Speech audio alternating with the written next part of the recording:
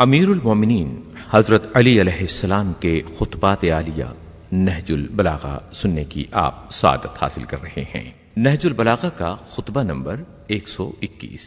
امیر المومنین حضرت علی علیہ السلام نے اپنے اس خطبے میں اپنے اصحاب کو جنگ کی تربیت دیتے ہوئے ارشاد فرمایا۔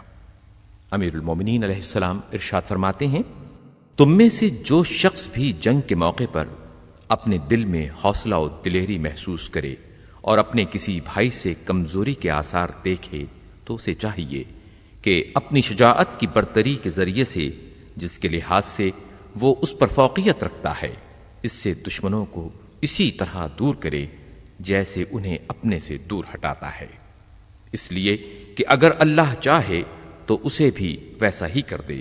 بے شک موت تیزی سے ڈھونڈنے والی ہے، نہ ٹھہرنے والا اس سے بچ کر نکل سکتا ہے اور نہ بھاگنے والا اسے عاجز کر سکتا ہے۔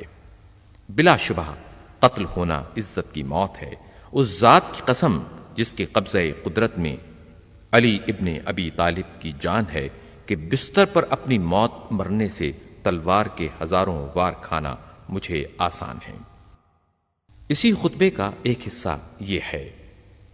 امیر المومنین حضرت علی علیہ السلام ارشاد فرماتے ہیں، گویا میں تمہیں دیکھ رہا ہوں کہ تم شکست و ہزیمت کے وقت اس طرح کی آوازیں نکال رہے ہو جس طرح 100 سماروں کے اشتحام کے وقت ان کے جسموں کے رگڑ کھانے کی آواز ہوتی ہے۔ نہ تم اپنا حق لیتے ہو اور نہ توہین آمیز زیادتیوں کی روک تھام کر سکتے ہو، تمہیں راستے پر کھلا چھوڑ دیا گیا ہے۔ شجاعت اس کے لیے ہے کہ جو اپنے کو جنگ میں جھونک دے، جو سوچتا ہی رہ جائے اس کے لیے ہلاکت و تباہی ہے۔